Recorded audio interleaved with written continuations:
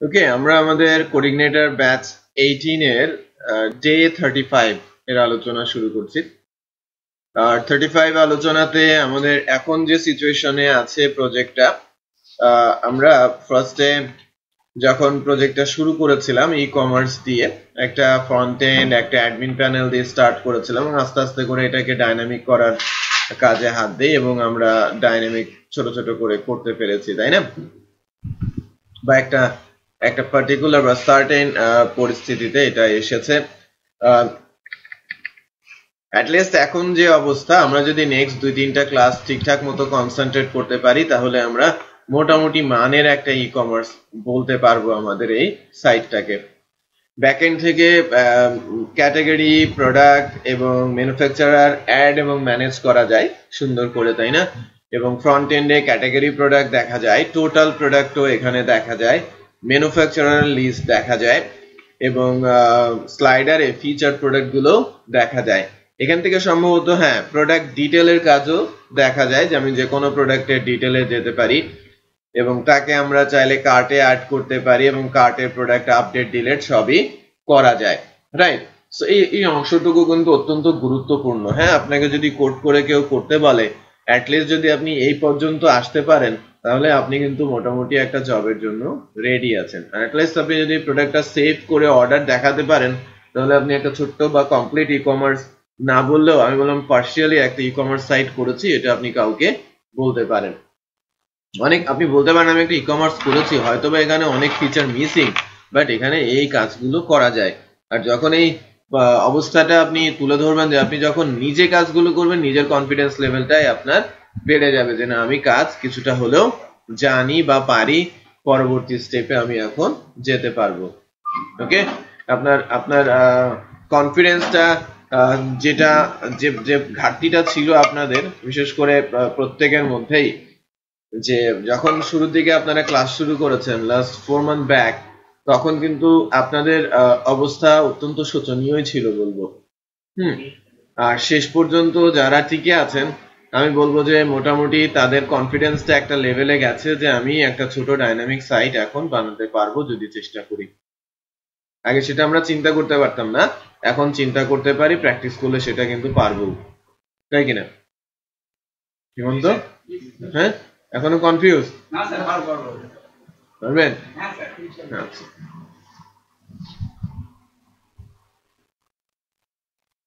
Milton তো কাজ করে আর অন্য কেউ কাজ করে না, সবাই ফাঁকিবাজ। সবাই দেখায় পোস্টে ফেসবুক, আমরা দেই, আমরা কখন দেখি কেন পারি। কাজ কিন্তু তারাই পায় যারা দেখায়। আমরা ভাবি যে জায়গায় দেখান তার ওই জায়গায় দেখাবো। ভিডিওতে সবাইকে দেখায়, আমাদের পাবলিক আর প্রাইভেসি আমি তো ডিসিশনেরা ভাই আমি তো পাই অ্যাকচুয়ালি কি জিনিসটা জানে সবাই না শেয়ার করে না শেয়ার করেন এবং কি এই করে দিলে আর একজন জানা দেবো ভিডিও ভাই দেন, এটা আরো ভালো। রিসিভ করে ইনস্টেট করতেছে যারা একজন পারে তাহলে কি জানে আমি কিছু মনে করি না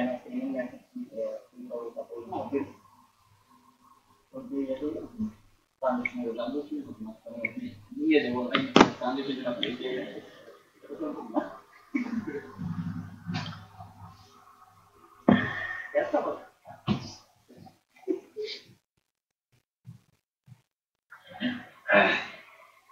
ওকে, তো আমি চেক আউট লাস্ট পর্যন্ত চেক আউট নিয়ে কথা বলছিলাম। এখানে ক্লিক করার পর আমাদের একটা কাস্টমার ডিটেল ফর্ম এসেছিল, আর এখানে যেটা হয়েছে যে first name, last name, company name, address 1, address 2, city, postal code, country, reason, এই বিষয়গুলো আছে। এটাকে অ্যাকচুয়ালি একটা ফরম্যাটে আনা দরকার এবং একটা বাটন দরকার। আমি এখানে যেটা নতুন করে করব, বেসিক্যালি ফর্মটা সাজাবো, টেবিলটা করব, রেজিস্ট্রেশন বাটন প্রেস করার সাথে সাথে কি হয়ে যাবে, সে কাস্টমার তো সেভ হবে, সে লগড ইনও হয়ে যাবে। সো এখানে অ্যাডিশনাল যেটা করতে হবে নেক্সট ক্লাসের জন্য, আপনারা যেটা করবেন সেটা হচ্ছে যে এই ফর্মটা তো লেফট বারে রাখবেন, রাইটে আপনি লগ ইনের ব্যবস্থা করে দেবেন, ঠিক আছে? এর মধ্যেই কলাম করে ফেলবেন, লেফট কলামে এইটা থাকবে আর রাইট কলামে কি থাকবে, লগ ইন। তার মানে যে রেজিস্টার্ড আগে থেকেই, ডেফিনেটলি সে কি করবে, লগ ইন করবে। আর যারা রেজিস্টার্ড না, রেজিস্ট্রেশন করে রেজিস্ট্রেশন বাটন প্রেস দেওয়ার সাথে সাথে রেজিস্ট্রেশনও হয়ে যাবে, লগ ইনও হয়ে যাবে। পরের বার কি প্রতিবার সে রেজিস্ট্রেশন করে লগ ইন করবে নাকি পরের বার সে লগ ইন করবে শুধু, যেটা বুঝতে পেরেছেন? আচ্ছা, আর ওই পেজের সাথেই বা এই এই এই চেকআউট পেজের সাথেই কানেকশন থাকবে কার, এই যে মাই অ্যাকাউন্ট, আবার এখানে যে লেখা আছে লগ ইন, ক্রিয়েট অ্যাকাউন্ট, সব জায়গা থেকে আমাকে এখানে আনতে হবে। ক্লিয়ার? আমি যদি লগ ইনে প্রেস করি এই পেজে আসবে, আমি যদি ক্রিয়েট অ্যাকাউন্টে প্রেস করি এই পেজে আসবে, আলাদা। বাট এখানে এখানে সিচুয়েশনটা ডিফারেন্ট এরকম যে আমি যখন এখান থেকে এই মনে করেন আমি কার্ড নেই, কার্টে কোনো প্রোডাক্ট দেই নাই, আমাদের কিন্তু এই যে অ্যাকাউন্ট বা মাই অ্যাকাউন্ট যে লিঙ্কটা, এই মাই অ্যাকাউন্টে যদি ক্লিক করা হয় কিছুই কিন্তু আসে না। মাই অ্যাকাউন্টটা বেসিক্যালি কি, মাই অ্যাকাউন্ট লিঙ্কটা এনাবল হবে কখন, যখন আমি লগড ইন করব। মাই অ্যাকাউন্টে গেলে দেখা যাবে আমার অর্ডার, আমার প্রোফাইল, এবং আমি চাইলে আমার প্রোফাইল ওখান থেকে এডিট করতে পারবো, আমি আমার অর্ডারটা চাইলে আমি চেঞ্জ করে দিতে পারবো। এটা হচ্ছে পরবর্তী ফিচার আপনারা যখন এটাকে করতে যাবেন। কেউ যদি ই কমার্স পরবর্তীতে আপডেট করতে চান, সো প্রাথমিকভাবে ফ্রন্ট এন্ডে আপনারা বলবো যে আপনি যখন লগ ইন করবেন, মানে প্রোডাক্ট কেনার জন্য আপনি লগ ইন করছেন না, আপনি এই সাইটে লগ ইন করছেন, তখন দেখতে পারবেন যে আপনার প্রোফাইল, আপনি কি কি অর্ডার করেছেন, কোন অর্ডার আপনি ক্যান্সেল করেছেন, কোন অর্ডারটা সাকসেসফুল হয়েছে, রাইট? এই বিষয়গুলো দেখা যাবে। চাইলে কারেন্ট অর্ডার দেখা যাবে, কারেন্টলি অর্ডারটা প্রসেস কোন স্টেজে আছে সেটা আপনি দেখতে পারবেন আপনার সাইটে ঢুকেই, মানে আপনার অ্যাকাউন্টে ঢুকেই। আমি বিষয়টা বোঝাতে পেরেছি? সেই কাজগুলো আপনারা চাইলে করতে পারেন। সো এর জন্য লগ ইনে প্রেস করলে একটা লগ ইন পেজ আসবে, আর ক্রিয়েট অ্যাকাউন্টে প্রেস করলে একটা অ্যাকাউন্ট ক্রিয়েশন পেজ আসবে, ওইটা আলাদা। বাট এখান থেকে লগ ইন করলে আমরা চলে যাব কোথায়, মাই অ্যাকাউন্টের যে পেজটা আছে সেখানে। ক্লিয়ার? বাট আমি যখন অর্ডারের প্রসেসে আছি, আমি কার্ট থেকে চেক আউট করেছি, যে রেজিস্ট্রেশন পেজটা আসলো, এখন কিন্তু রেজিস্ট্রেশন করি বা লগ ইন করি, আমাকে কোথায় নিয়ে যাবে, শিপিং এ চলে যাবে। আমি বোঝাতে পেরেছি? সো অর্ডার থেকে যখন আসবো তখন আমি লগ ইন করলে চলে যাব কোথায়, শিপিং এ। আর নর্মালি লগ ইন করলে তখন চলে যাব কোথায়, মাই অ্যাকাউন্টে, রাইট? এখন বলতে পারেন এটা আমি কিভাবে করব, এটা তো খুব কঠিন কাজ, আমাকে বলে দিলেন, আমরা তো এটা করতে পারবো না। সহজ উপায় হচ্ছে যে আমি যদি সরাসরি লগ ইন করি, সেক্ষেত্রে আমি চেক করবো যে কার্টে কোনো প্রোডাক্ট আছে কিনা। যদি কার্টে প্রোডাক্ট না থাকে, অথবা আপনি যদি যেভাবেই লগ ইন করেন, আপনি তাকে দুইটা অপশন দেবেন। একটা পেজ আসবে, আপনি অ্যাকাউন্টে যেতে চান নাকি শিপিং এ যেতে চান। আপনি লগ ইন করলে দুটো মাঝে একটা অপশন আসবে, অ্যাকাউন্টের লিঙ্ক থাকবে আর শিপিং এর লিঙ্ক থাকবে, দুইটা বড় বাটন, রাইট? তো আপনি অ্যাকাউন্টে গেলে অ্যাকাউন্ট দেখতে পারবেন, আর শিপিং এ গেলে শিপিং দেখতে পারবেন। একদম সহজ উপায় যে আমি একটা লগ ইনই ইউজ করব। যদি সে লগ ইন করে অ্যাকাউন্টে যেতে চায়, লগ ইন করে অ্যাকাউন্টে চলে যাবে, অথবা লগ ইন করে শিপিং এ যেতে চায়, তাহলে সরাসরি শিপিং এ চলে যাবে। ক্লিয়ার? অথবা এখানে কেউ যখন লগ ইন করলো, লগ ইন করার পর আমার মাই অ্যাকাউন্ট তো উপরে লিস্টে আছে, ওখানে ক্লিক করলেও তো আমার মাই অ্যাকাউন্টে ঢুকে যাবে। ওকে,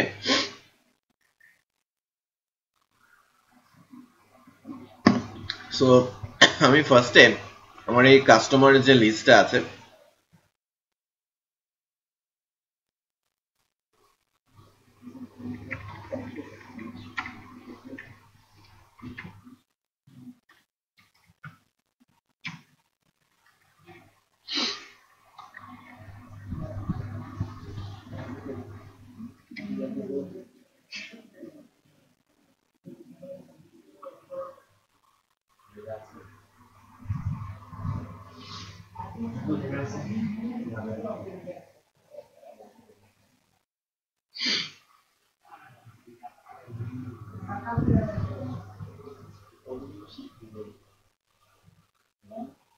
কোথায় আছে, অ্যাপ্লিকেশন, ভিউজ, পেজেস, নাম কি, check out. So first name last name রাখবো না, আমি সরাসরি নেম রাখছি।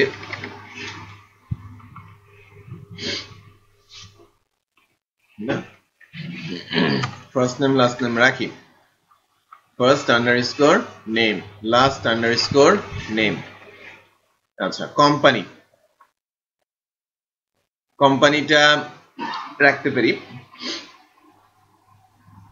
অ্যাড্রেস 1 টু অ্যাড্রেস 1টা মোবাইল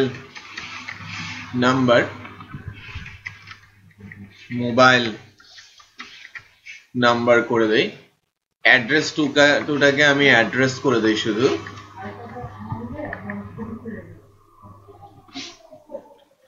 তারপরে সিটি কান্ট্রি জিপ কোড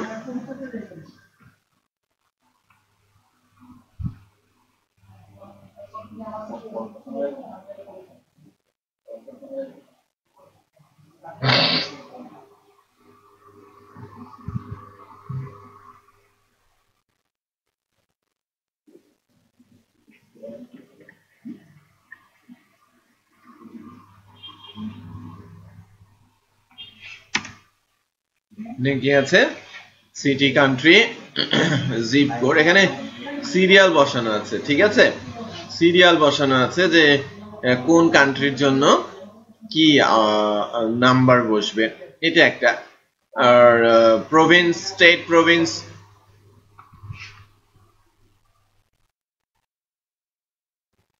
ঠিক এটাকে আমরা এখানে রাখবো না পোস্টাল কোডই রাখি বা জিপ কোড আকারে রাখি আর এখানে সাবমিট বাটনটা রাখি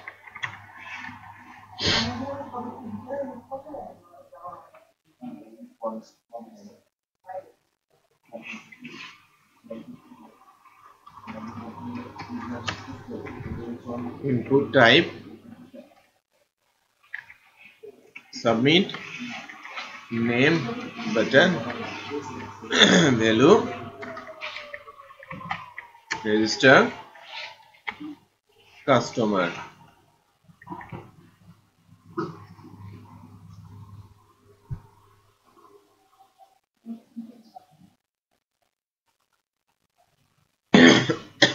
submit button register কাস্টমার এই অবস্থায় রেখেছে বাট এখানে একটা ট্রিক্স বা একটা কাজ আমি করব আর কি যে এই যে লম্বা লিস্ট বা এই ধরনের কাস্টমারের লিস্ট বা কান্ট্রি লিস্ট আমাদের একাধিকবার লাগতে পারে সো এই কান্ট্রি লিস্টটা আমরা HTML দিয়ে করব না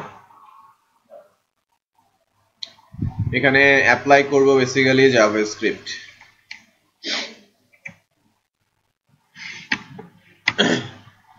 এখানে আমি অ্যাপ্লাই করব জাভাস্ক্রিপ্ট কে যার মাধ্যমে আমি কান্ট্রিটাকে নিয়ে আসতে পারি সো অ্যাড্রেস হয়েছে সিটি হয়েছে কান্ট্রি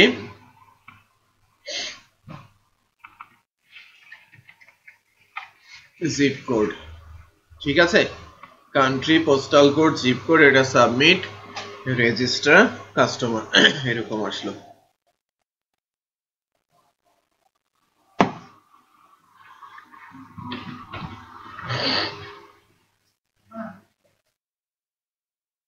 এখন কান্ট্রি ড্রপ ডাউন লিস্ট আমরা কিভাবে পাবো রাইট এখানে কান্ট্রি ড্রপ ডাউন লিস্ট আমরা কিভাবে পাবো আমরা যদি আপাতত এই লিস্টে এরকম দেখি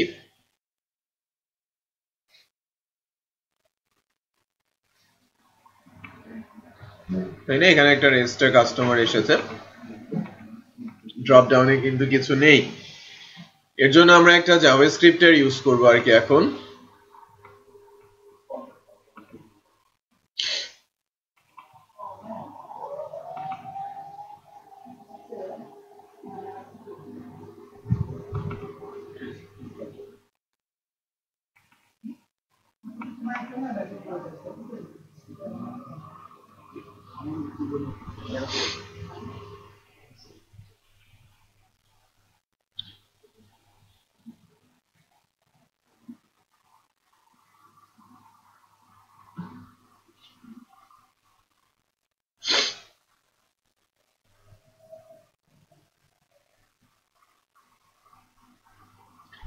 এই ফাইলটা পাওয়া গেছে country.js আমাদের প্রজেক্টে নিয়ে যায় এটা একটা জাভাস্ক্রিপ্ট ফাইল হ্যাঁ জাভাস্ক্রিপ্টের মাধ্যমে কিভাবে একটা ড্রপ ডাউন ক্রিয়েট করতে হয় সেটা আমরা একটু দেখি সিআই ব্যাচ 18 ই-কমার্স আপনাদের এটাকে অ্যাসেট নামে ফোল্ডারের মধ্যে, এটা তো সাইট ফ্রন্ট এন্ড তাই না, সাইটের মধ্যে জেএস এর মধ্যে ওইটাকে আমরা রেখে দিলাম। এটা একটা ছোট্ট জাভাস্ক্রিপ্ট ফাইল। আমরা যদি দেখি জাভাস্ক্রিপ্ট ফাইলটা, এটা বেসিক্যালি আমাদেরই তৈরি করা বহু পুরনো একটা ফাইল। অ্যাসেটের মধ্যে কোথায়, সাইটের মধ্যে জেএস এর মধ্যে আমাদের যে ফাইলটা মাত্র রাখলাম country.js নাই, এটা তৈরি করা, হ্যাঁ না আমাদের ডেভেলপ করা আর কি। হ্যাঁ, সো প্রোগ্রামিং যখন আপনি সফটওয়্যার ডেভেলপমেন্ট করবেন নিজের সুবিধার জন্য অনেক কিছু আপনি তৈরি করে রাখবেন, রাইট? বা আপনি যত এক্সপেরিয়েন্সড হবেন, যত বেশি কাজ করবেন, তত বেশি রিসোর্স আপনার কাছে আসতে থাকবে, পরবর্তী কাজগুলো আপনার করাটা অনেক ইজি হয়ে যাবে। যেটা বোঝাতে পেরেছি?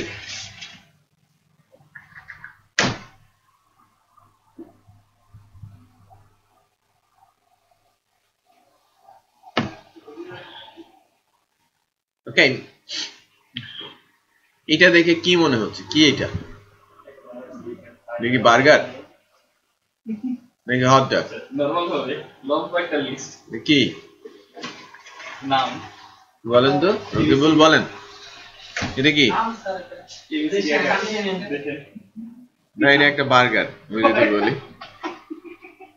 স্যান্ডউইচ, কিছু তো একটা। এটা দেশের নাম কে বলেছে?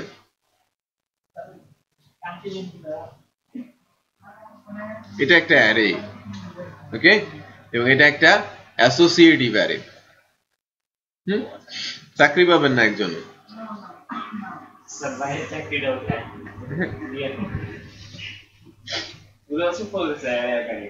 দেলোয়ার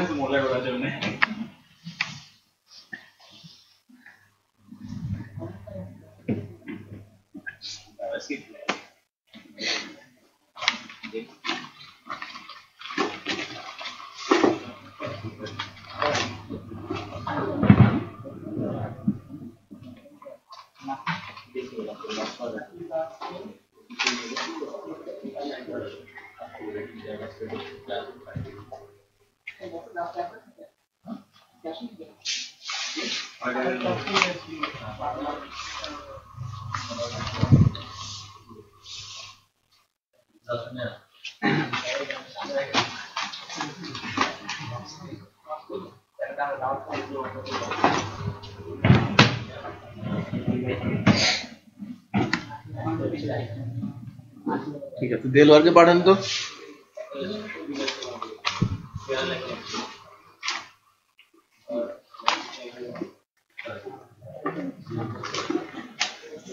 একটা টিস্যু দাও তো আমাকে, টিস্যু টিস্যু।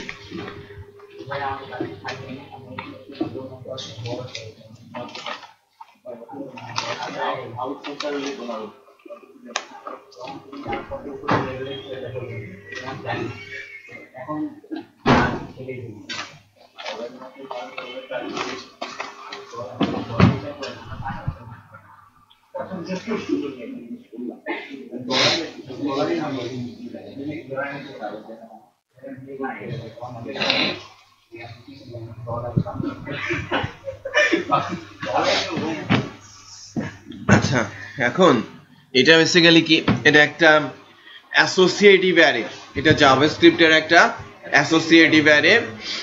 অ্যারের ডিক্লারেশনটা একটু ভিন্ন ধাঁচের, একটু খেয়াল করেন। আমরা যখন পিএসপি তে অ্যারে দেখেছি, পিএসপির অ্যারেগুলো জাভাস্ক্রিপ্টেও ঠিক যেভাবে পিএসপি তে করেছি ওভাবেও লেখা যায়, আর জাভাস্ক্রিপ্টে এটা একটু স্পেশাল কেস, একটু ডিফারেন্ট স্টাইলেও আমি চাইলে লিখতে পারি। এর অর্থ হচ্ছে এই অ্যারেতে এই লেফট সাইডে কোটেশনের মধ্যে যা দেখতে পাচ্ছেন এটা হচ্ছে ইন্ডেক্সের নাম, আর রাইট সাইডে এগুলো হচ্ছে তার ভ্যালু। নর্মালি আমরা অ্যারেতে ভ্যালু রাখি কিভাবে একটু বলেন তো? মনে করেন আমি যদি একটা অ্যারে বলি var country equal new array,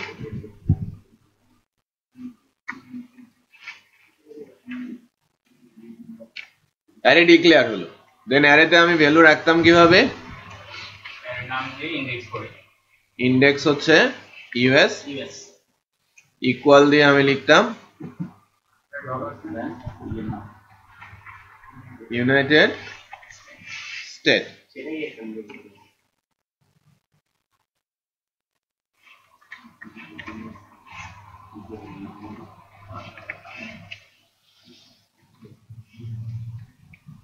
এভাবে লিখতাম, রাইট? এটাতে কি আমরা অভ্যস্ত না? এখন বলছেন ডলার সাইন, জাভাস্ক্রিপ্টে ডলার সাইন হয় না। হ্যাঁ, জাভাস্ক্রিপ্টে var লিখতে হয়, আর ডিক্লারেশন পিরিয়ডে var লিখতে হয়, অন্য সময় var লেখার দরকারও নাই। ক্লিয়ার? সো এখন যে সিচুয়েশনটা, সেই সিচুয়েশন অনুযায়ী মানে এইটা যেটা যা এও কি তাই, জাস্ট সিনট্যাক্সটা কি ডিফারেন্ট। হ্যাঁ, এটাও অ্যাসোসিয়েটিভ অ্যারে, আর এটা লিখলে আমরা খুব ভালো বুঝতে পারতাম, আর এটা লেখাতে একটু গন্ডগোল পেকে যাচ্ছে। এটা সেকেন্ড ব্র্যাকেট দিয়ে শুরু হয়েছে, সেকেন্ড ব্র্যাকেট দিয়ে শেষ হবে, শুধুমাত্র ইন্ডেক্স কোলন দিয়ে ভ্যালু দেন কমা, ইন্ডেক্স কোলন দিয়ে ভ্যালু, রাইট, দেন কমা। এভাবে আমার কি কান্ট্রি এখানে আছে 239টা, আমাকে কান্ট্রি 239 বার লিখতে হতো, যেটা আমার লিখতে হয় নাই। খেয়াল করেছেন? তার মানে 239 বার কান্ট্রির লেখা থেকে আমি বেঁচে গেছি শুধু এভাবে লিখাতে। ওকে, সো বেনিফিট আছে, যখনই যে সিনট্যাক্স গুলো দেখবেন কেন এভাবে লেখা হচ্ছে সেটা কিন্তু আমাদের খুঁজে বের করতে হবে। আচ্ছা,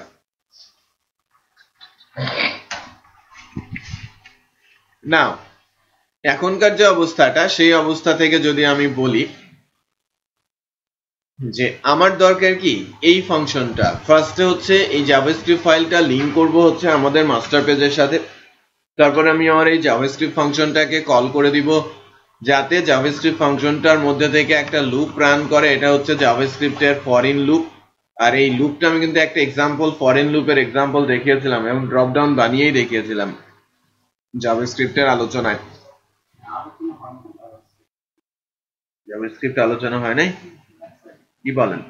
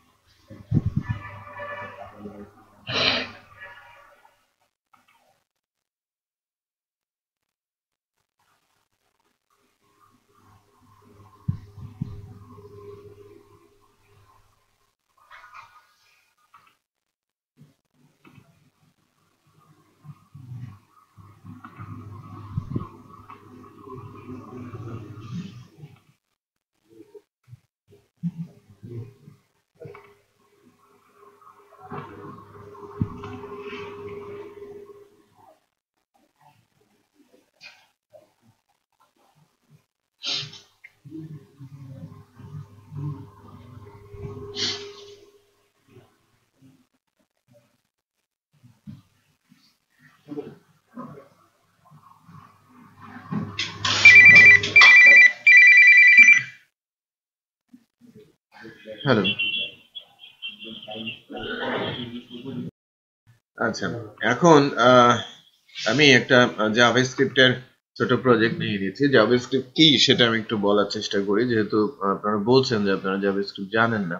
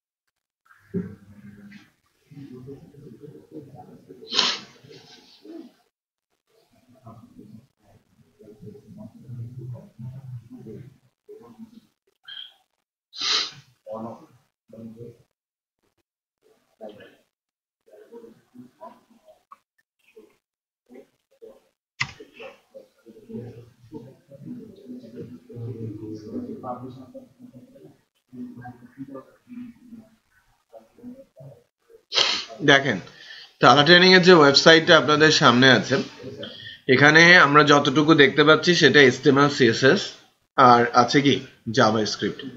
HTML CSS HTML-টা স্ট্রাকচার দেয়, CSS ডিজাইন কনসেপ্টটা ডেভেলপ করে বা সুন্দর করে বা কন্ট্রোল করা যায়, জাভাস্ক্রিপ্ট ইন্টারঅ্যাক্টিভ কাজ করে, মানে HTML CSS এর উপরে প্রোগ্রামিং করে কে জাভাস্ক্রিপ্ট। এটা একটা ক্লায়েন্ট সাইড মার্কআপ বলবো না, এটা ক্লায়েন্ট সাইড প্রোগ্রামিং ল্যাঙ্গুয়েজ যার মাধ্যমে আপনি HTML কে খুব সুন্দর করে কন্ট্রোল করতে পারেন বা অনেক সুন্দর সুন্দর কাজ ক্লায়েন্ট এরিয়া রিলেটেড কাজ আপনি করতে পারেন। যেমন এখানে একটা স্লাইডার কিছুক্ষণ পর পর চেঞ্জ হচ্ছে, রাইট?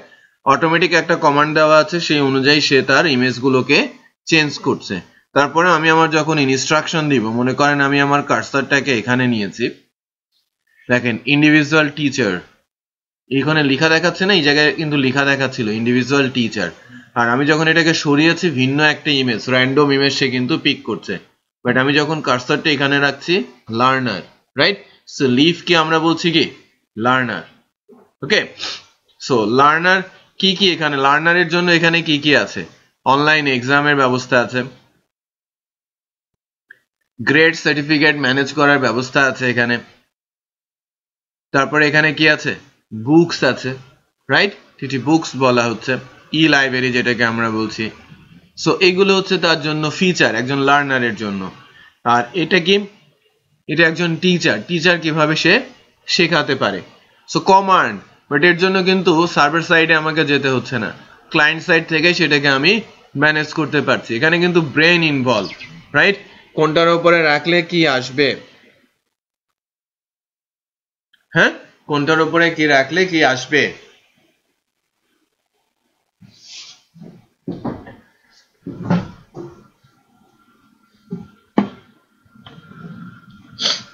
তাই কিন্তু এখানে নির্ভর করছে। তো আমি যখন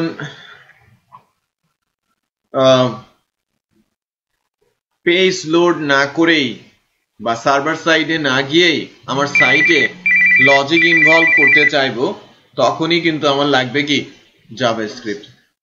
হ্যালো, নাম কি আপনার? জাকারিয়া, জাকির হোসেন, ঠিক আছে, একটু ওয়েট করেন।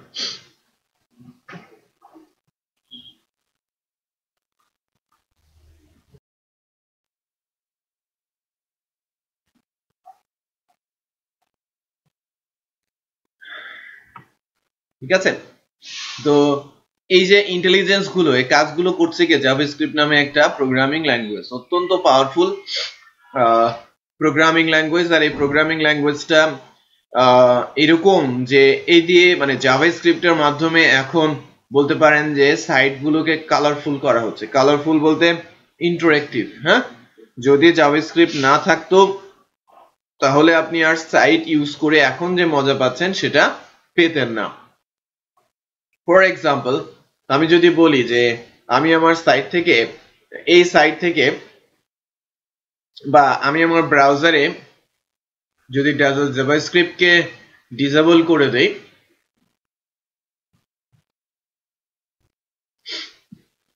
আমার সাইটে জাভাস্ক্রিপ্ট ডিসেবল, একটু খেয়াল করেন সাইট নাই, মানে কতটা ডিপেন্ডেন্ট জাভাস্ক্রিপ্টের উপরে। এখন আমি যদি বলি যে আমি ফেসবুকে যাব, ফেসবুক কি বলে একটু দেখেন।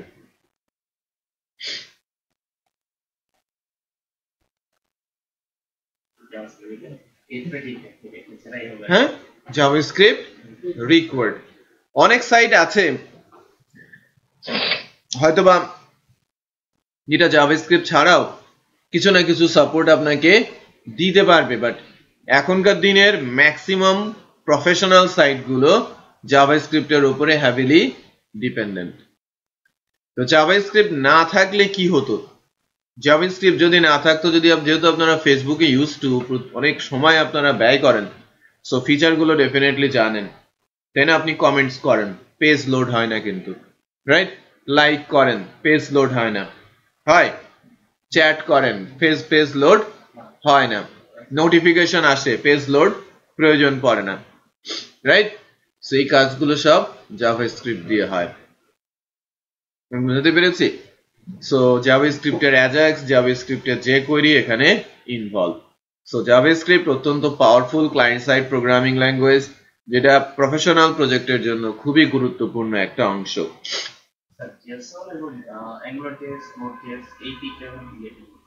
AngularJS, Node.js জাভাস্ক্রিপ্টের ফ্রেমওয়ার্ক, আর জেসন একটা টেকনিক। হ্যাঁ, আচ্ছা, আপনাদের জন্য আমি যেটা বলবো সেটা হচ্ছে যে এই ভেতরে বসাও আপনারা, হ্যাঁ ভেতরে আপনারা যেটা করবেন সেটা হচ্ছে যে তালা ট্রেনিং এর যদি জাভাস্ক্রিপ্ট শিখতে চান ভেতরে যান, ভেতরে গিয়ে একটা জায়গায় বসে প্রজেক্টটা সেট করেন।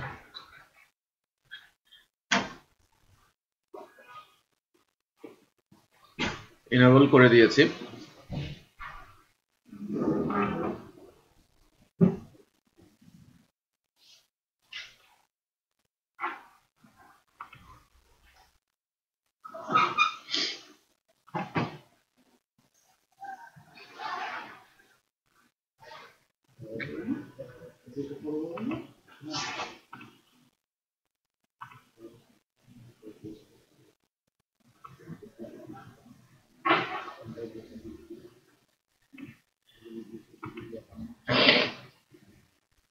এই যে দেখেন ভিডিও কোর্সেসে যদি যান, ডেভেলপমেন্টের জাভাস্ক্রিপ্ট jQuery ভিডিও ট্রেনিং আছে।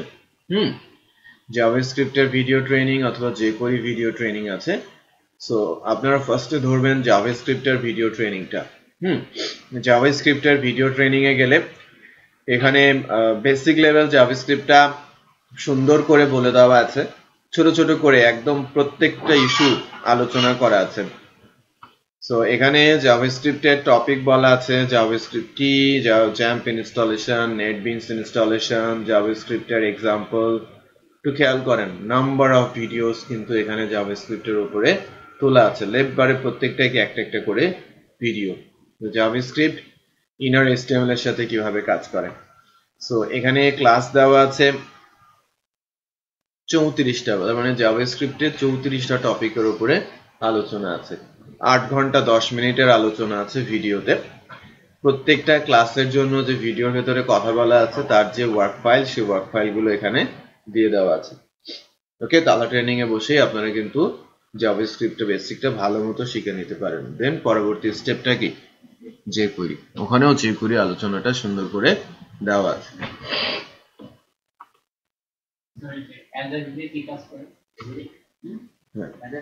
অ্যাজাক্স আমি কিছুটা দেখাবো। হ্যাঁ, আমি কিছুটা দেখাবো।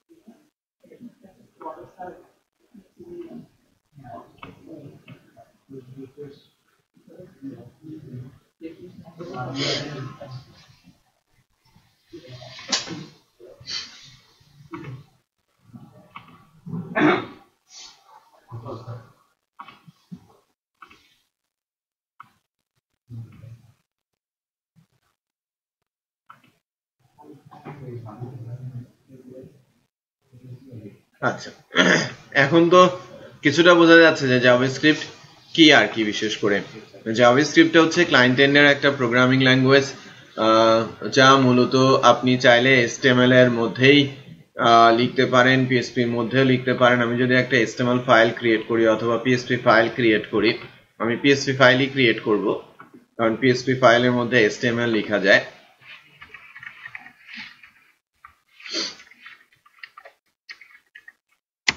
JavaScript examples.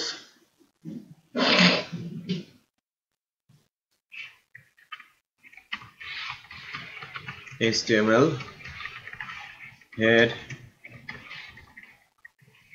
title,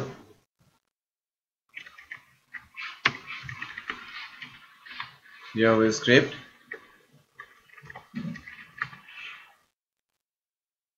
examples, body. আপনি যখন জাভাস্ক্রিপ্ট লিখতে যাবেন হ্যালো, কে? আচ্ছা, সো জাভাস্ক্রিপ্ট দেখেন, আমি এই পিএসপি ফাইলটাকে যদি রান করি, ভেরি সিম্পল, আমার পিএসপি ফাইলটা কিন্তু ঠিক সেভাবে রান হবে না, তাই না? কিছুই দেখাবে না, রান হবে, পিএসপি ফাইলটা রান হবে, বাট কোনো আউটপুট আসবে না। এই যে CI batch 18 JS জাভাস্ক্রিপ্ট ফাইলটা রান করি, blank, but PSP file HTML লিখেছি, HTML এর মধ্যে জাভাস্ক্রিপ্ট কিন্তু সরাসরি HTML এর পিএসপি এর মধ্যে লেখা যায় না। .js এক্সটেনশন ফাইলের মধ্যে, যেমন CSS কি করে, HTML এ লিখতে গেলে কি স্টাইলের মধ্যে লিখতে হয়, বুঝতে পেরেছি? CSS যদি মানে HTML এর মধ্যে লিখতে হয় কি স্টাইল, তার ভেতরে CSS লিখতে হয়, অথবা .css ফাইলের মধ্যে আপনি CSS লিখতে পারেন। ক্লিয়ার? ঠিক তেমনই যদি আপনি জাভাস্ক্রিপ্ট লিখতে চান, স্ক্রিপ্ট টাইপটাকে টেক্সট জাভাস্ক্রিপ্ট, এই যে স্ক্রিপ্ট ক্লোজ, এই জায়গাটাতে আপনি জাভাস্ক্রিপ্ট লিখতে পারেন। এই যে এনভায়রনমেন্টটা, এটাকে আমরা কি বলছি? জাভাস্ক্রিপ্টের এনভায়রনমেন্ট। যদি স্টাইল হতো তাহলে কি হতো? CSS।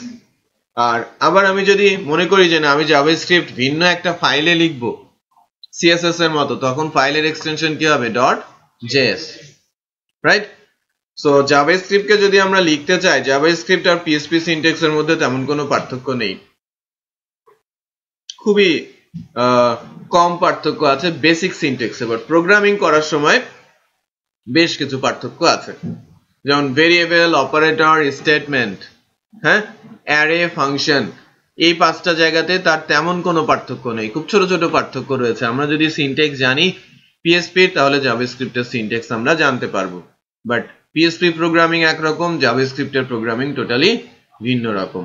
সিনট্যাক্স জানাটা খুবই ইজি, বাট প্রোগ্রামিং করাটা এক্সপেরিয়েন্স লাগবে, কিভাবে এই কাজটা করতে হয় সেটা আমাকে বুঝতে পারতে হবে, জানতে পারতে হবে।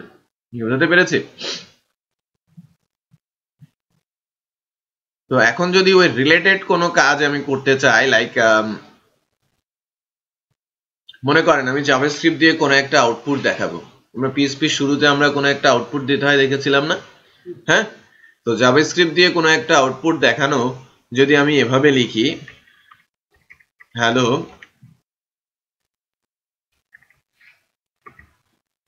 জাভাস্ক্রিপ্ট, তাহলে কিছু হলো? এইটা যদি আমরা যাই, এই পেজটাকে যদি এখন আমরা লোড দেই, দেখেন কিছুই আসে নাই, রাইট? তার মানে এখানে একটা এরর আছে, যে কারণে কোনো আউটপুট শো করছে না। বেসিক্যালি প্রোগ্রামিং ল্যাঙ্গুয়েজ টেক্সট গুলোকে স্ট্রিং ছাড়া কোনোভাবেই বোঝে না। যদি আমরা এরর দেখতে চাই, আমাকে ইনস্পেক্ট করতে হবে। হ্যাঁ, ইনস্পেক্ট এলিমেন্ট বলে আছে, এটা ব্রাউজার, তো ব্রাউজারের ইস্যু। ইনস্পেক্টে গেলে আপনি বুঝতে পারবেন যে কি হয়েছে, যে কনসোল আছে, কনসোলে গেলে দেখেন যে আনএক্সপেক্টেড আইডেন্টিফায়ার, জাভাস্ক্রিপ্টের এক্সাম্পলে লাইন নাম্বার 9-এ, লাইন নাম্বার 9-এ এসে সে আনএক্সপেক্টেড আইডেন্টিফায়ার পেয়েছে, সে এই সিনট্যাক্সটাকে বুঝতে পারছে না। ওকে, সো এই সিনট্যাক্সটাকে সে বুঝতে না পারার কারণ এটা একটা স্ট্রিং, আর এই স্ট্রিংটি সে ডিটেক্ট করতে পারছে না। যদি আমি স্ট্রিং আকারে দেই, এখন কিন্তু এই যে ভিন্ন একটা নোট এসেছে, সেমিকোলন এক্সপেক্ট করছে, দিলাম। এখন সলভ, কোনো এরর আছে কিনা একটু চেক করি। এবার যদি আমি এই পেজটাকে রিলোড দেই, একটু খেয়াল করেন এরর কিন্তু চলে গেছে, বাট কোনো আউটপুট আছে? নেই। সো PHP হলে আমরা এখানে কি করে দিতাম? ইকো। যদি ইকো লিখি, যদিও PHP ফাইল, ইকো লিখলে এটা কাজ করে কিনা একটু চেক করি। কাজ করেছে? আবার আনএক্সপেক্টেড স্ট্রিং বলছে, ওই একই লাইনে, সে ইকোকে চিনে না। জাভাস্ক্রিপ্ট ইকো চিনে না। PHP সিনট্যাক্স জাভাস্ক্রিপ্ট চিনবে? একটা প্রোগ্রামিং ল্যাঙ্গুয়েজের সিনট্যাক্স আর একটা প্রোগ্রামিং ল্যাঙ্গুয়েজ চিনে? নো, চিনে না। সো এর জন্য বেসিক্যালি আমাদের যেটা করতে হবে সেটা হচ্ছে এরকম, যে জাভাস্ক্রিপ্ট দিয়ে যদি কোনো কিছু আউটপুট দিতে হয়, রাইট নামে একটা ফাংশন লিখতে হয়।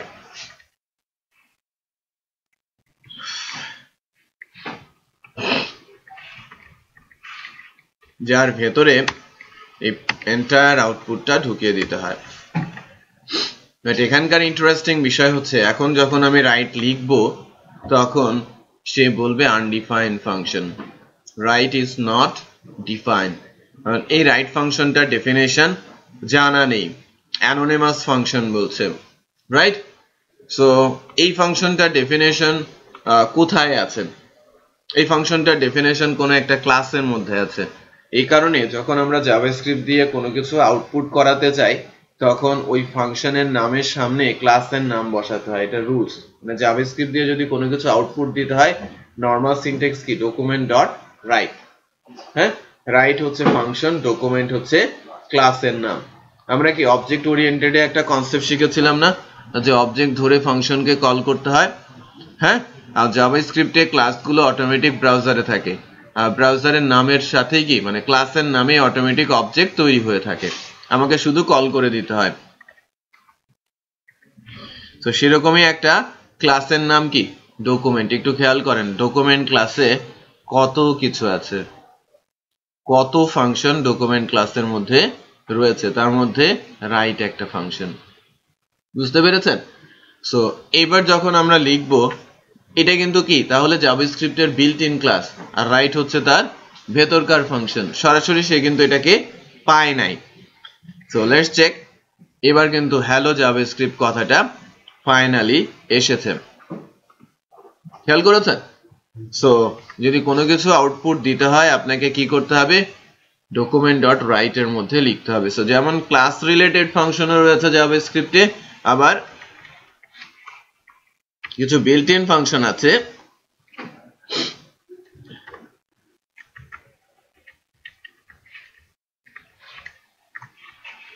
ঠিক আছে। এটা তো ক্লাস ওরিয়েন্টেড ফাংশন, কনসোলে আউটপুট শো করার জন্য, আর প্রম্পট অ্যালার্ট করার জন্য অ্যালার্ট নামে একটা ফাংশন রয়েছে। এই ফাংশনটা কিন্তু আবার কারো উপরে বা ব্রাউজারের কোনো কি বলবো ক্লাসের উপরে ডিপেন্ডেন্ট না, সে কিন্তু অটোমেটিক কল হয়েছে এবং আই এম জাভাস্ক্রিপ্ট এটাকে অ্যালার্ট করছে। খেয়াল করেছেন? এই এক্সাম্পলটায় যদি আমরা ভিন্ন একটা ব্রাউজার লাইক মজিলাতে যাই, মজিলাতে গিয়ে যদি রান করাই, একটু খেয়াল করেন একটা অ্যালার্ট চলে আসছে, রাইট? সো সবসময় যে জাভাস্ক্রিপ্টের ফাংশনগুলো ডকুমেন্ট নামে ক্লাসের মধ্যে থাকবে এটা কিন্তু ম্যান্ডেটরি না, তার নাম্বার অফ ক্লাসেস রয়েছে, সেগুলো সম্পর্কে আমাদের স্টাডি করতে হবে। আর বেশ কিছু কমন ফাংশন আছে যেগুলো ক্লাস ছাড়াই কল করা যায়, like alert, like confirm, like number. হ্যাঁ, এগুলো কমন ফাংশন, এদের কোনো ক্লাস নেই। আমি বুঝাতে পেরেছি? আচ্ছা, তো সব ব্রাউজারে আছে। আবার আমরা চাইলে নিজেরাও কি ফাংশনের কল করতে পারি, ফাংশনের ডেফিনেশন দিতে পারি।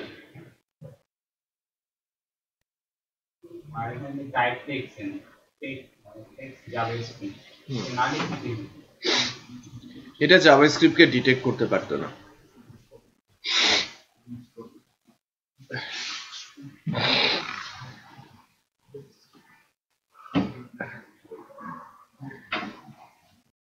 একটু খেয়াল করেন, এবার আমরা জাভাস্ক্রিপ্টের কি কি আছে, variable, operator, statements, array, function. স্টেটমেন্টের মধ্যে এগুলো কি কমন পড়ছে তো, তাই না? কমন পড়ছে কন্ডিশনাল অপারেটর, আর আছে লুপ, তাই না? কন্ডিশনাল অপারেটরের মধ্যে আছে কি ইফ, এলস, ইফ,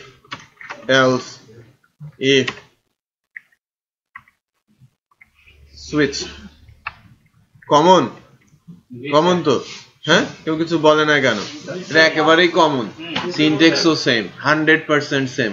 শুধু যখন আপনি কোনো ভেরিয়েবল ইউজ করবেন ওর সামনে পিএসপি তে ডলার সাইন থাকে, এখানে ডলার সাইন থাকবে না, রাইট? লুপের মধ্যে for, while, do while for each নাই। হ্যাঁ, এখানে একটাই পার্থক্য কি, ফর ইন। এটাই হচ্ছে যে কান্ট্রি ড্রপ ডাউন বানানোর সময় এই লুপের ইউজটা আমি দেখাবো। অ্যারে আর ফাংশন কোনো পার্থক্য নাই, ভেরিয়েবলে একটু চেঞ্জ আছে, তাও আবার কোথায়? ভেরিয়েবলের পার্থক্যটা হচ্ছে ভেরিয়েবল ডলার সাইন দিয়ে শুরু হয়, এখানে ডলারের পরিবর্তে var লিখতে হয়, রাইট? যদি কোনো ভেরিয়েবল আমি লিখি, ভেরিয়েবল এভাবে লিখতে হয়, var name equal সাহিল, ঠিক আছে? var name equal কি, সাহিল। এটা একটা ভেরিয়েবল, পিএসপি তে কিভাবে লিখতাম, name equal Sahil.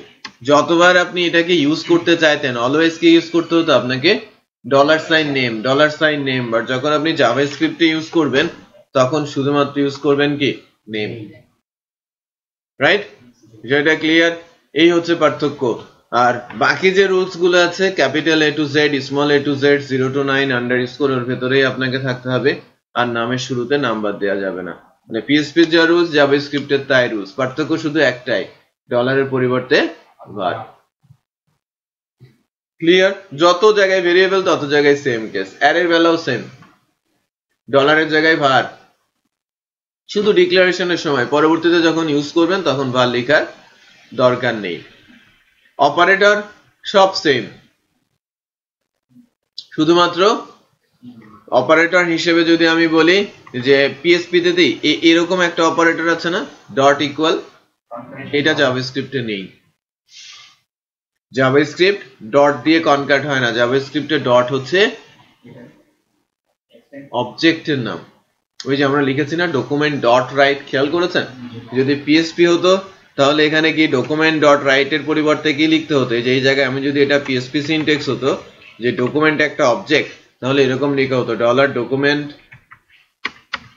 Object sign right. এটা হচ্ছে পিএসপি এর কারেক্ট সিনট্যাক্স হতো। বাট যখন এটা জাভাস্ক্রিপ্ট তখন অবজেক্টের সাইন কি, ডট, আর তার সামনে তো ডট, ডলার আসার প্রশ্নই আসে না জাভাস্ক্রিপ্টে, রাইট? সো এই কারণে ডট ইকুয়ালটা নেই। সো ডট ইকুয়াল এর কাজ কে করে, প্লাস ইকুয়াল। তুমি বলতে পারেন তাহলে প্লাস ইকুয়াল এর কাজ কে করে, প্লাস ইকুয়ালই করে। যদি দুই পাশে দুইটা নাম্বার হয় অটোমেটিক সেটাকে যোগ করে ফেলে, আর যদি কোনোটাই স্ট্রিং হয় তাহলে সেটাকে কি করে ফেলে, কনক্যাট করে ফেলে। সো প্লাস কনক্যাটেরও কাজ করে, আবার অ্যাডিশনেরও কাজ করে।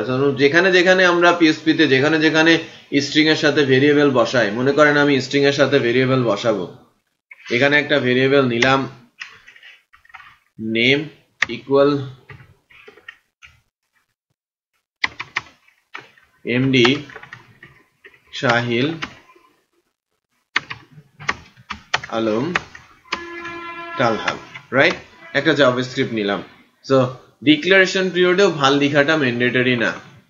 সো আমি কি করব, ডকুমেন্ট ডট রাইটে আমি এখানে বলছি ফুল নেম। এখানে যদি আমি নেম দিয়ে দেই, হলো? দেখেন সেম জিনিস। আমি যদি ভেরিয়েবল বা যা পিএসপি কনসেপ্টে যেতাম তাহলে ডলার নেম দিলে তো এখানে কাজ করার কথা ছিল, রাইট? ডলার নাম দিলে কাজ করার কথা ছিল, আর জাভাস্ক্রিপ্টে তো ডলার নেই, তাহলে তো বিপদ, তাই না?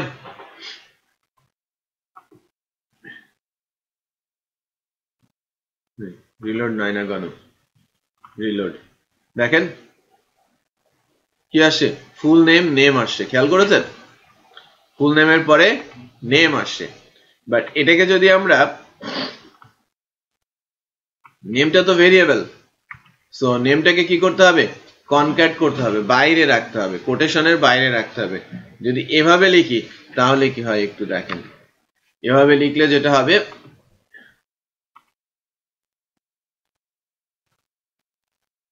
হারিয়েই গেছে। কারণ কি, এরর হয়েছে। এররটা কি, ইনস্পেক্ট এলিমেন্টে গেলে এররটা দেখা যাবে, তাই কি না?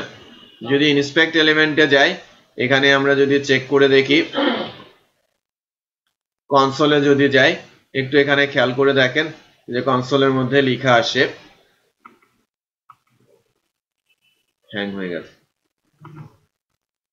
কনসোলে কোনো এরর আসে নাই, কনসোলে কোনো এরর শো করছে না, JS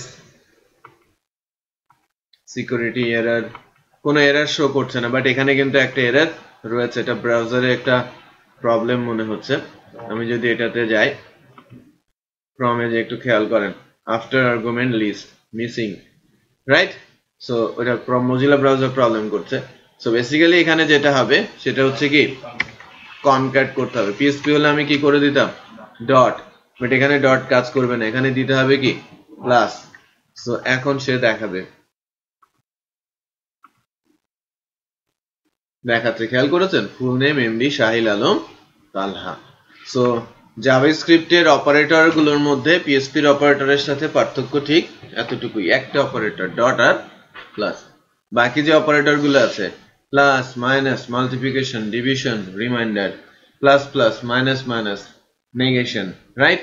than equal plus equal minus equal multiplication equal division equal reminder equal, সব সেম, রাইট? আছে কি greater than, greater equal, less than, less equal, equal equal, not equal, same, হ্যাঁ? And or not same, কোনো পার্থক্য নেই। ওকে, operator সেগমেন্টে।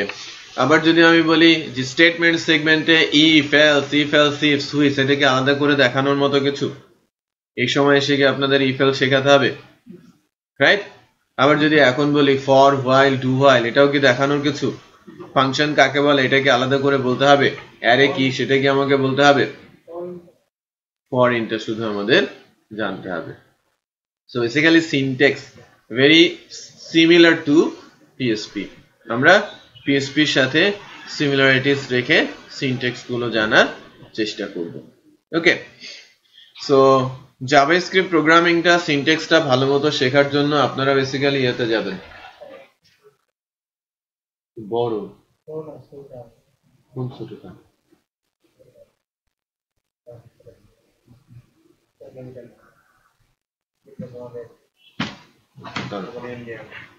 Indian, India কিন্তু ইন্ডিয়ায় যাবো আমি, দাঁড়া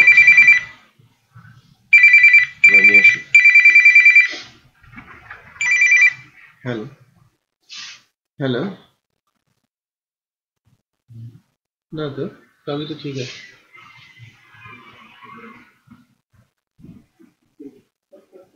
আচ্ছা আমি কিছুক্ষণের মধ্যে এটা ঠিক করে দিচ্ছি। কোনটা? না আমি আজকে পাঠাতে পারিনি, আমি কালকে পাঠিয়ে দিব, ঠিক আছে? আজকে হ্যাঁ আমি পাঠিয়ে দিতে চাইলাম, আমি পরে এসে ভুলে গেছি, কালকে পাঠিয়ে দিব, মনে করে কালকে পাঠিয়ে দিব। হ্যাঁ আমি আর দিলবারে। আচ্ছা কালকে সকালে হচ্ছে ব্রিজ অফ বেসিসে যাবে হচ্ছে নিপা, আর আমি আর ইয়ে থাকবো, আমি দেলোয়ার আর হচ্ছে উজ্জ্বল থাকবো।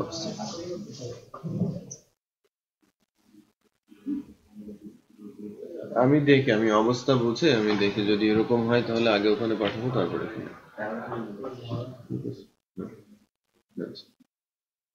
হ্যাঁ হ্যাঁ ওটা আমি পাঠিয়ে দিব, ওটা আমি সকালের দিকেই পাঠিয়ে দিব এসে। হ্যাঁ আমি একটু ব্রেক দিয়ে আমি সিসিটিভিটা দেখতেছি।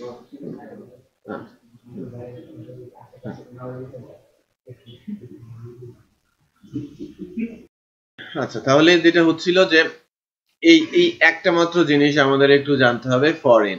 আর ফরেনটা জানার উপায়টা হচ্ছে আমরা শিখবো কোথা থেকে, এই এখান থেকে আমাদের প্রজেক্টের ভেতরে এসে যখন আমরা কাজ শুরু করেছিলাম, যে এটা কোথায় রেখেছি, সোর্সের মধ্যে, অ্যাপ্লিকেশনের মধ্যে, সরি সোর্সের মধ্যে, অ্যাসেটের মধ্যে, সাইটের মধ্যে, জেএস এ গিয়ে country JS, right? So function কিভাবে কল করতে হয় আগে একটু দেখিয়ে নেই, যে জাভাস্ক্রিপ্টের পাওয়ার। বেসিক্যালি জাভাস্ক্রিপ্টে আমি যদি কোনো একটা ইউজার ডিফাইন্ড ফাংশন লিখি, মনে করেন আমি বলছি অ্যাড, এটা ডেফিনিশন ফাংশন, আমি বলছি অ্যাড, একটু খেয়াল করেন, আমি যদি বলি ডকুমেন্ট ডট রাইট,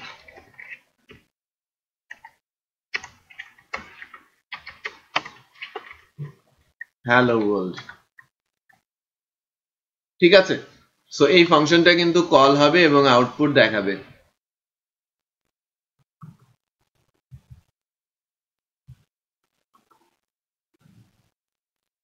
খেয়াল করেছেন হ্যালো ওয়ার্ল্ড দেখিয়েছে না? আচ্ছা, আমি যদি জাভাস্ক্রিপ্টের ওই উপরের অংশটুকু বন্ধ করে দিয়ে রাখি,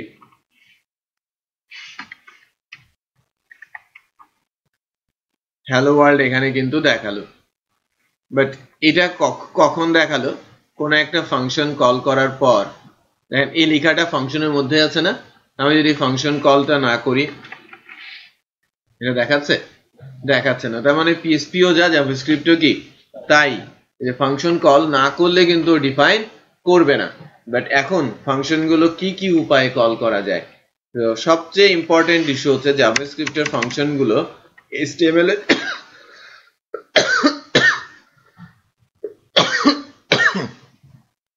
ইভেন্ট অ্যাট্রিবিউট বলে একটা বিষয় আছে।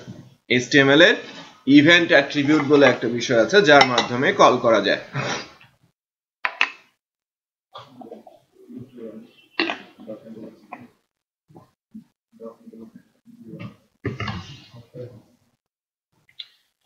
সো ইভেন্ট অ্যাট্রিবিউট গুলো কি? মনে করেন আমি বলছি input type like button, name button, value click. So আপাতত যদি এই অবস্থায় দেখি, দেখেন একটা বাটনের মতো হিসেবে, খেয়াল করেছেন? এটা ক্লিক করলে কোনো কিছুই হবে না।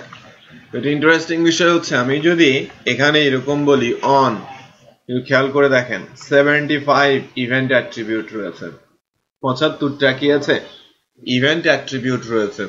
এটা এক একজনের কাজ এক এক রকমের। ওকে, অন ক্লিক কই, অন ক্লিক একটু খেয়াল করেন, অন ক্লিক যখন আমি বলেছি এই অ্যাড ফাংশনটাকে যদি আমি জাভাস্ক্রিপ্ট ফাংশনটাকে যদি কল করি, এই যে ফাংশনের নামটা আমি এখান থেকে কল করলাম, সো এমনিতে এটা এক্সিকিউট হবে না, বাট আমি যখন ক্লিক করব তখন এটা এক্সিকিউট হবে। খেয়াল করেছেন? সো এটা ক্লিক ইভেন্ট বলা হয়। সো এরকম নাম্বার অফ ইভেন্ট রয়েছে যার মাধ্যমে জাভাস্ক্রিপ্ট ফাংশন গুলো কল করা যায়। অন মাউস, আমি যদি বলি মাউস ওভার, খেয়াল করেন আমাদের সাইটে একটা জায়গায় আমি দেখালাম না কার্সর নেওয়ার পরে চেঞ্জ হচ্ছিল এবং স্পেসিফিক ভাবে আসছিল। হ্যাঁ, আগে র্যান্ডম ইমেজ আসছিল, যখন আমি লিফের মধ্যে ধরলাম তখন লার্নার, যখন আমি টিচারের উপর ধরলাম তখন টিচারের এটা দেখাচ্ছিল।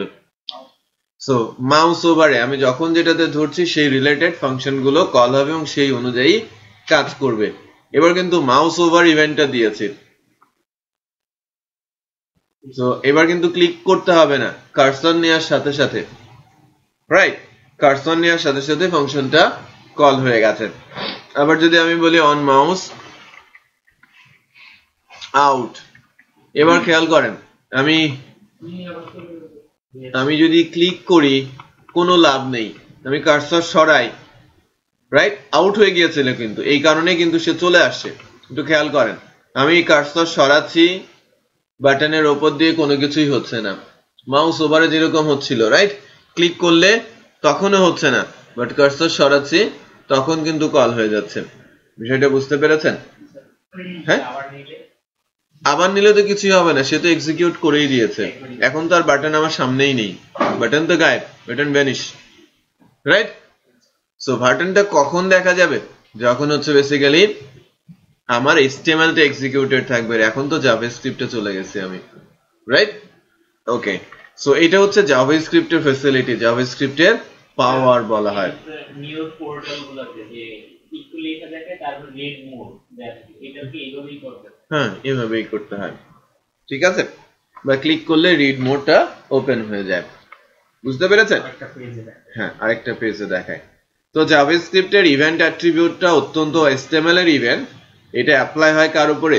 জাভাস্ক্রিপ্টের উপরে। এবারে আসি HAS কনসেপ্টে। এটা একটা অ্যারে, আমরা খুব সহজে বুঝতে পারছি।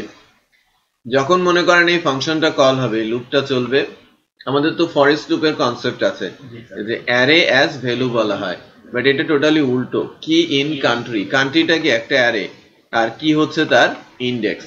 বেসিক্যালি কান্ট্রিটা হচ্ছে উপরে লেখা আছে না কান্ট্রি ইকুয়াল, সো এই হচ্ছে অ্যারে আর কি কি এই জেড রাইট, উল্টোটা। তার মানে কান্ট্রি প্রথম ভ্যালু হিসেবে কি আছে ইউএস আছে না, ইউনাইটেড স্টেট, তাহলে ফার্স্ট কির নাম কি ইউএস, রাইট।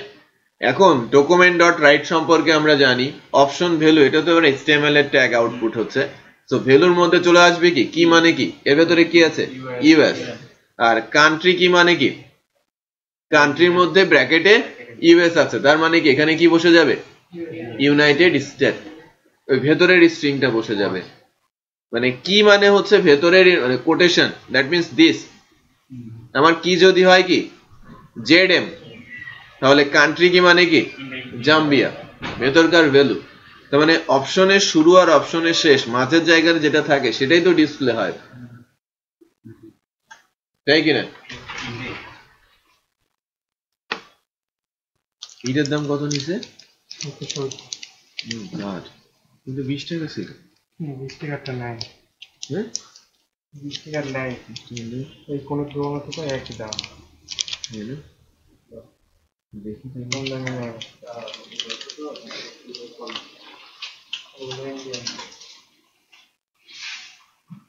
কাজ করে কিনা।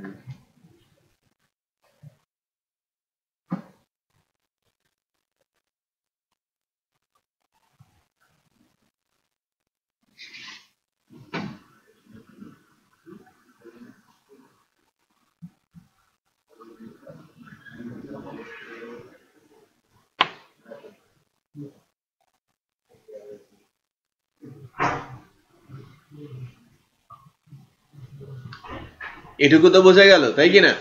সো এবার যদি আমরা আমাদের প্রজেক্টে যাই এবং আমাদের প্রজেক্টের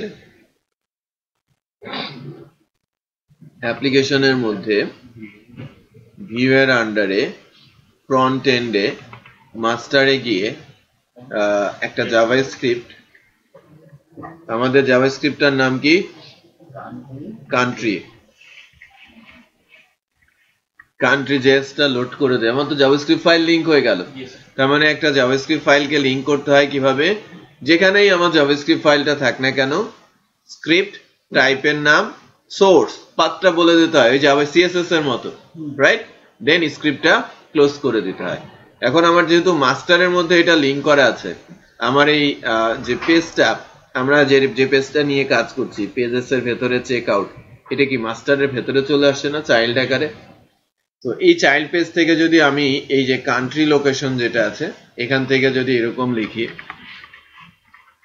স্ক্রিপ্ট টাইপ হচ্ছে টেক্সট জাভাস্ক্রিপ্ট স্ক্রিপ্ট ক্লোজ, হ্যাঁ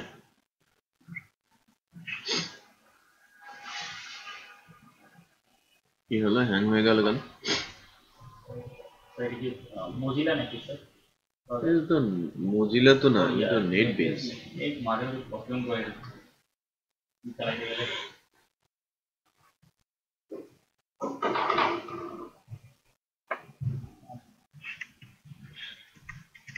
সো এটা হচ্ছে স্ক্রিপ্ট ট্যাগ, এখান থেকে আমি কল করব কাকে আমার কানেক্টেড জাভাস্ক্রিপ্ট ফাংশনকে, যে ফাংশনটা নাম কি প্রিন্ট কান্ট্রি অপশনস। জাস্ট এই ফাংশনটাকে যদি আমরা চেক আউট থেকে এই লোকেশন থেকে কল করে দেই, দেখেন এটা তো একটা অপশন, রাইট। অপশনের ভ্যালুতে কিছু নেই, বাট এটা কি প্লিজ সিলেক্ট এই কথাটা বলা আছে। সো আমরা যদি ব্রাউজারে যাই কারেন্টলি কি করছে এই যে কি আছে প্লিজ সিলেক্ট এই অবস্থা আছে।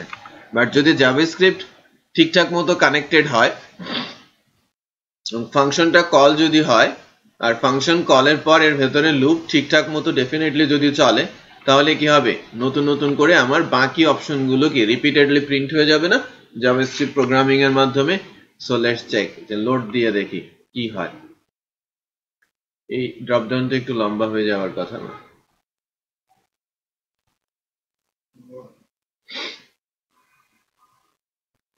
দেখেন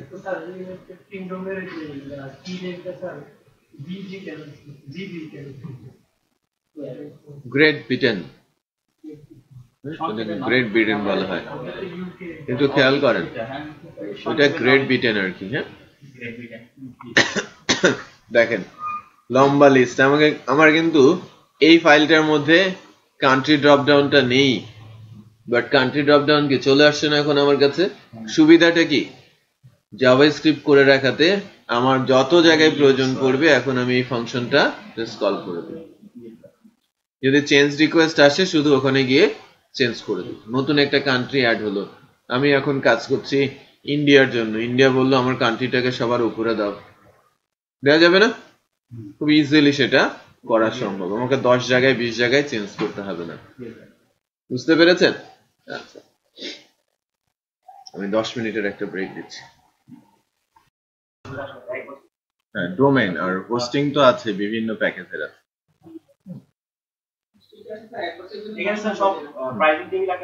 সব আছে, এই যে সার্ভার আছে, ক্লাউড হোস্টিং আছে, রিসেলার হোস্টিং আছে, শেয়ার্ড হোস্টিং আছে। হ্যাঁ, সব বলতে একটা নিতে কত টাকা লাগবে? 1 জিবি। আমি লিনাক্স হোস্টিং বলি 1 জিবি।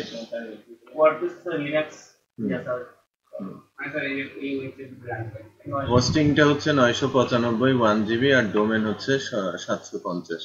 যোগ করেন 1745 1745 টাকা। আবার যদি কেউ ওয়ার্ডপ্রেসের সাইট বলে, এখানে ওয়ার্ডপ্রেসের জন্য একটু খেয়াল করে দেখি ওয়ার্ডপ্রেসের প্যাকেজ আছে কিনা। না, ওয়ার্ডপ্রেসের জন্য নাই।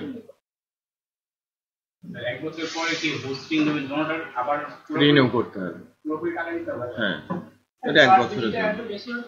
হ্যাঁ, এটা গভর্নমেন্টের 2 বছরের সার্ভিস। ছাড় নাই আমাদের জন্য স্যার? নাই, ডোমেইন হোস্টিং এর কোনো ছাড় নাই। এমন কিছু দেন যেটা এটা এসইও বা এনটি ইউজ করে।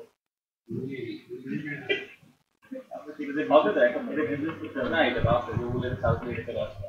না না, যেটা নিবে না ও আমি বলতে 17 ছিল সেটা বুঝতে পারি।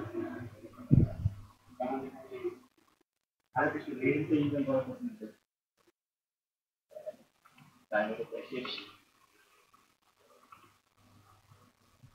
এটা মেইনটেইন করছি আমরা বেসিক্যালি। আপনি কিভাবে একটা সাইট ডোমেইন হোস্টিং করবেন বা ডোমেইন হোস্টিং বিষয়টা কি, এই সবগুলো এখানে মানে এখানে লেখা আছে, বাংলাতে আমরা লিখছি আর কি, ব্লগ আকারে লিখছি, ব্লগ আকারে লিখছি আর কি। আমরা প্লেয়ারে গিয়ে তো স্যার এবার সমস্যা হচ্ছে, অনেক খাবার পাই না। কত বাজে প্লেয়ারে গিয়েটা হলো স্যার, খাবার পাই না স্যার। পিওনিয়ারে কি কনফারেন্স স্যার ঢুকতে এরপরে স্যার এমন হয়েছে প্রায় 200-250 লোক কারণ মানে ভাঙচুর অবস্থা, লাস্ট পয়েন্টে পরে পুলিশ ছিল, মানে আমরা সিট হচ্ছে স্যার 200। ওখানে বলে দিচ্ছে মেইন করে বলে দিচ্ছে 1টা থেকে 2টার মধ্যে যেতে হবে, মাত্রা গিয়ে এইরকম যেতে পারে না, তার ঢুকতে পারে। পরে খাবারও এবার স্যার সার্ভিসটা ভালো না, খাবারও শর্ট পড়ে গেছে। ঠিক আছে, যারা যারা ফ্রিল্যান্সিং করে তাদের জন্য বেসিক্যালি জাভাস্ক্রিপ্টের ইস্যু, জাভাস্ক্রিপ্টের ইস্যুটাতে মোটামুটি একটা পর্যায়ে কিন্তু আসছে যে আমি জাভাস্ক্রিপ্টের সিনট্যাক্স গুলো এখন দেখলে যেন চিনতে পারি, কি করা হচ্ছে সেটা যেন আমরা বুঝতে পারি। পরের ট্যাক্সটা হচ্ছে যে first name, last name, company name, mobile number, address, city, country, zip code, এটা ধরে আমরা আমাদের ডেটাবেসে একটা টেবিল তৈরি করব।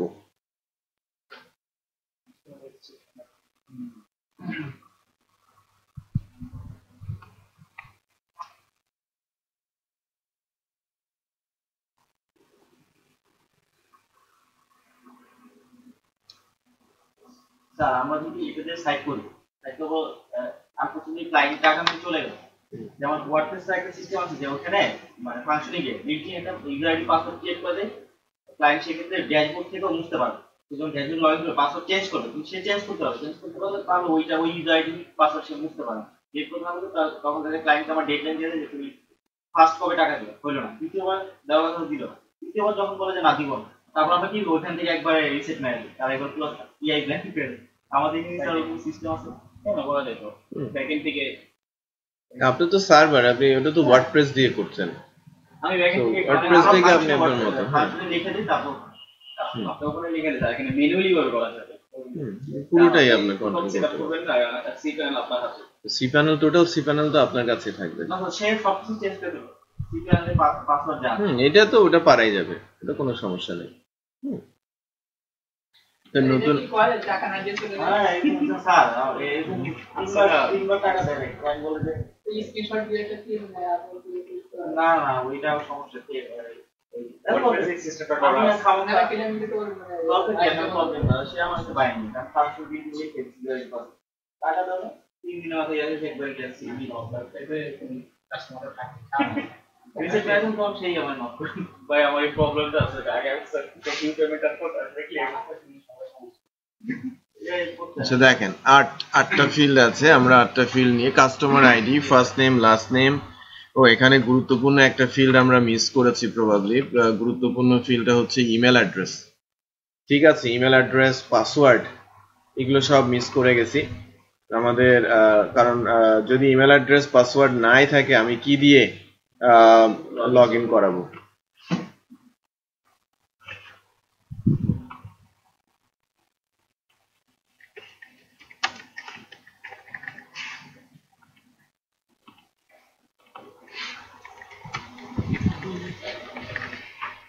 email address,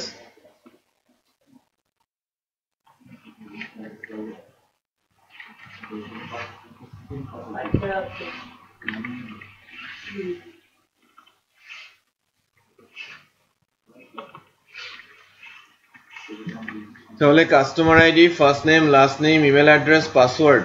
পাসওয়ার্ডের পর হচ্ছে company name, mobile number, address, city, country, zip code. 11টা ফিল্ড। সো আমরা 11টা ফিল্ডের একটা ডেটাবেস টেবিল তৈরি করে ফেলি।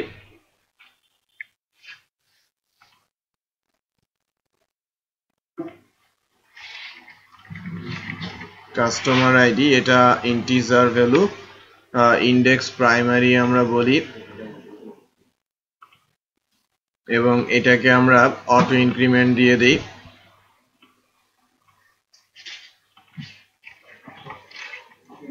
Last name varchar, last name কেন বললাম? ফার্স্ট নেম ভার্কার আমি বলছি 25, লাস্ট নেম ভার্কার আমি বলছি 25, ইমেল অ্যাড্রেস ভার্কার আমি বলছি 100, পাসওয়ার্ড ভার্কার আমি বলছি 32,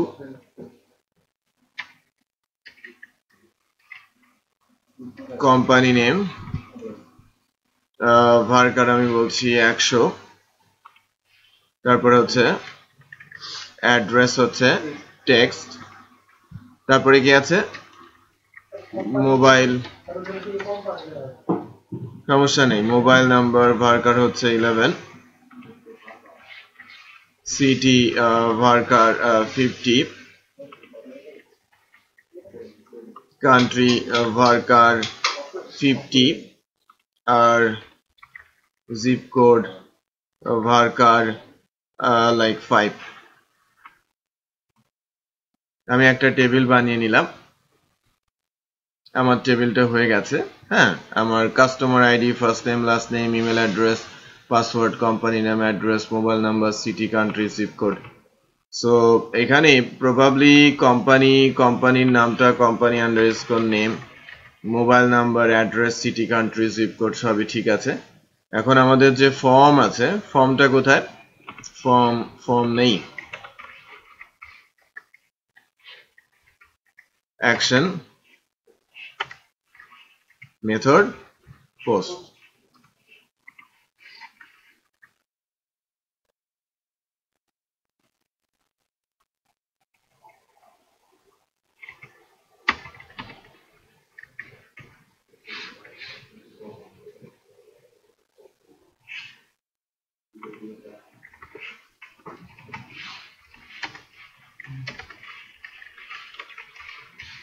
নতুন একটা কন্ট্রোলার করেছি না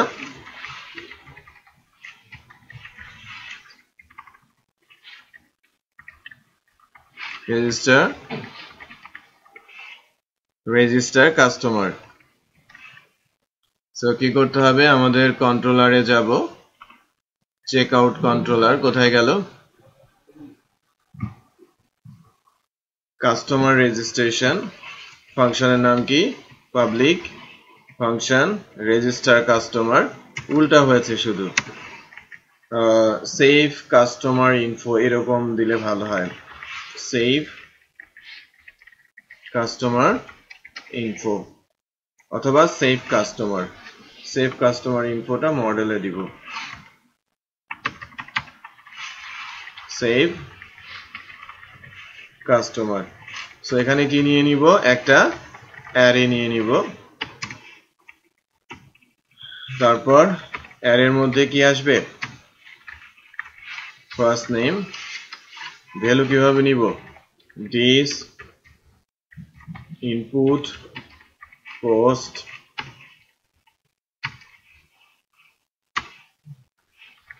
first name last name email address password mobile number তারপরে হচ্ছে address city country zip code so first name last name তারপরে কি email address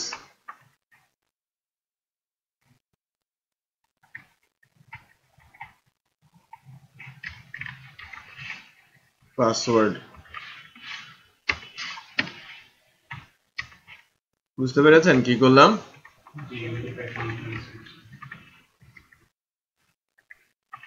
পাসওয়ার্ড তারপরে পাসওয়ার্ডের পরে কি company name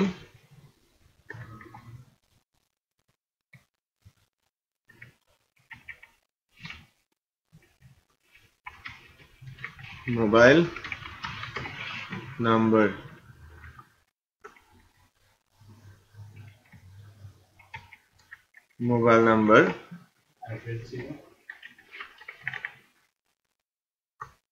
address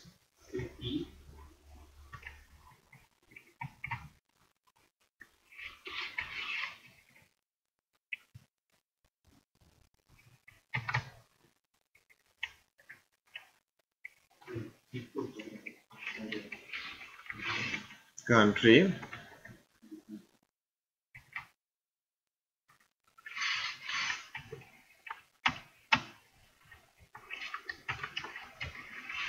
zip code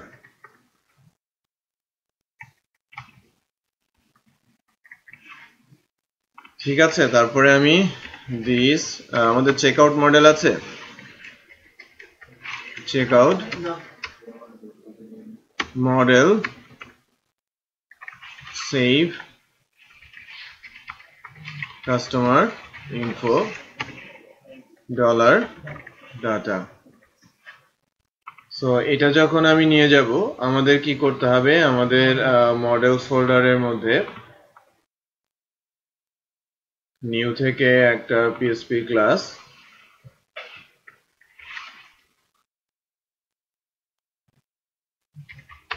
checkout model extend করবে কাকে CI মডেল কে তারপরে এখান থেকে কি করতে হবে public function save customer info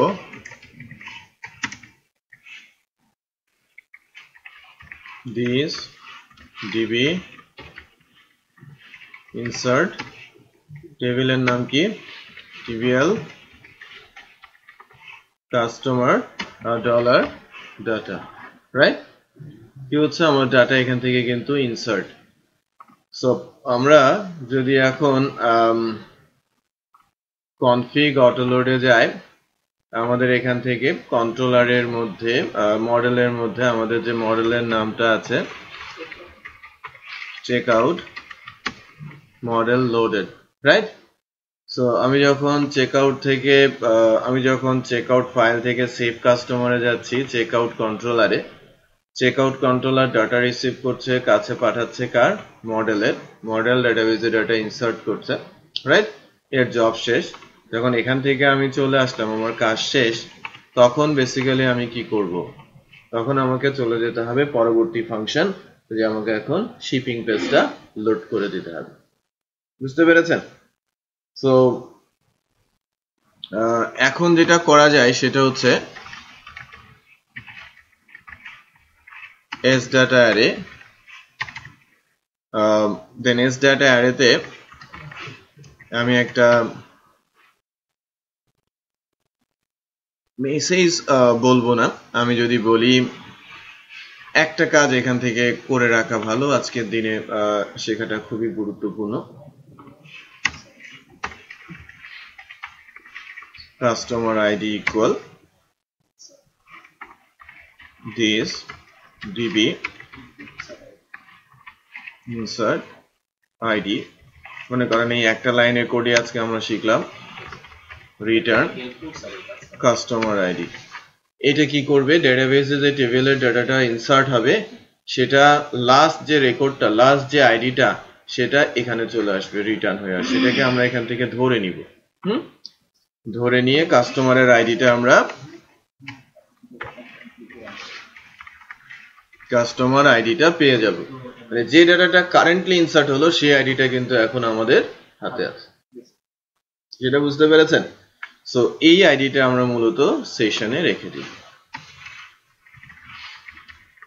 customer ID dollar customer this session set user data $s, that's it. আজকে এতটুকু। হ্যাঁ, নেক্সট ডেতে আমরা শিপিং দেখবো, সেভ করব, পেমেন্ট দেখবো, পেমেন্ট এপিআই দেখবো, আর সবচেয়ে গুরুত্বপূর্ণ যেটা আমাকে মনে করিয়ে দেবেন, আমরা নরমালাইজেশন শিখব। হ্যাঁ, প্রজেক্ট ডেটাবেস সহ ভিডিওটা নিয়ে